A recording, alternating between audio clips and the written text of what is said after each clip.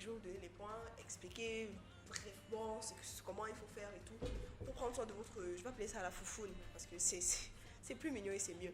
Évitez les toilettes intimes excessives et les douches vaginales. Une hygiène intime trop fréquente déséquilibre la flore vaginale, c'est-à-dire il est conseillé de vous laver la flore vaginale au moins 2 fois par jour, voire 1 à 2 fois par jour, genre 3 fois peut-être, mais pas excessif. Franchement, il ne faut pas excessif parce que il faut savoir que ça se nettoie tout seul. C'est une grande fille, elle sait être propre elle-même. Donc évitez de la laver tout le temps, tout le temps, tout le temps. Dites non aux gants de toilette, véritable nid à microbes. Lavez votre foufoune avec les mains.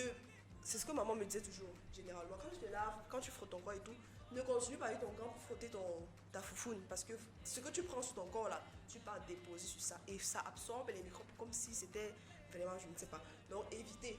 Rincez même d'abord vos mains avant de laver votre foufoune avec vos mains. Il faut savoir ça aussi. Parce que même les mains aussi sont des nids à microbes. Parce que les mains, ça prend les microbes un peu de partout.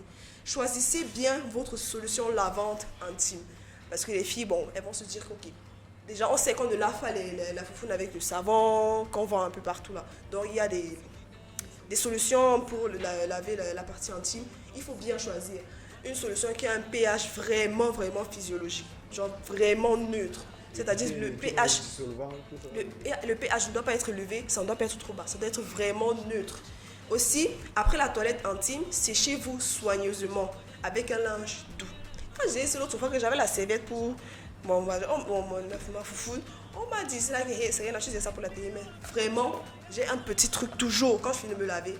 J'ai mon petit truc déjà pour nettoyer mon visage, ma serviette pour le corps et le petit truc blanc pour nettoyer voilà. Putain, tu peux être sérieux parfois. Donc c'est comme ça que ça doit être. Un truc vraiment doux en coton qui ne va pas abîmer ta flore vaginale. Aux toilettes, pensez toujours à vous essuyer d'avant en arrière. Donc, c'est-à-dire, je vais expliquer vite fait. Quand je t'essuie... Tu veux nous faire un cours pratique? Non, ça ne vous concerne même pas. Manuel, regarde-moi ça entre nous. Je disais que quand je t'essuie, n'essuie pas je vais appeler ça comment? De la porte de l'enfer à la foufoune. Essuie de la foufoune à la porte de l'enfer.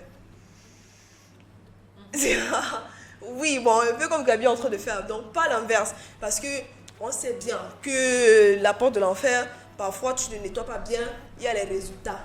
Donc, prends plutôt de là où c'est sûr à là où c'est pas sûr. Pas de là où c'est pas sûr à là où c'est sûr. Pendant vos règles, changez fréquemment vos protections périodiques. Ça, c'est clair, toutes les filles le savent. Vraiment, une fille qui fait toute une journée avec... Marcel, tu ne veux pas le bien de ton way, vraiment, change ça constamment.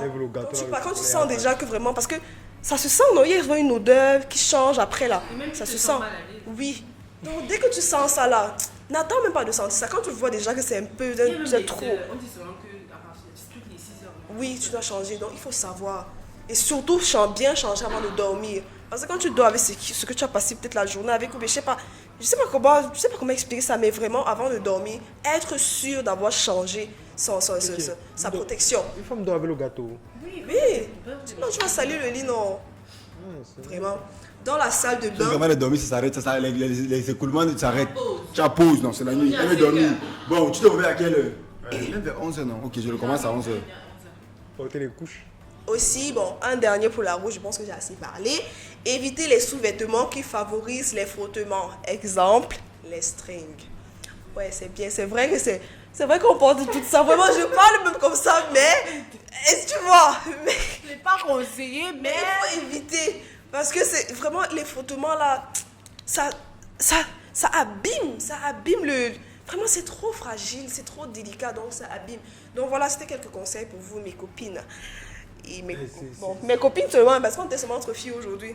Voilà, c'est tout. Prenez soin de votre... Même les mecs, parce qu'ils veulent aller parler à leurs copines derrière, si c'est qu'elles ne sont pas très à cheval là-dessus. Le stream, même d'abord, n'est pas trop conseillé. Tu vois une corde, ça te traverse la foufoune, ça fend, ça meurt, ça passe, ça sert à quoi? Il y a les torses. Et pour celles qui gardent toujours les, je sais pas, leurs sous-vêtements pour laver ça peut-être le week-end avec les habits, c'est pas... Non, mais arrêtez. Si vous faites ça... Si vous faites ça, lavez ça à 60 degrés. Et séparez ça de vos vêtements. Ne lavez pas ça avec vos démembrés, vos robes. Des caleçons, porter les tongs, la dentelle, c'est sain.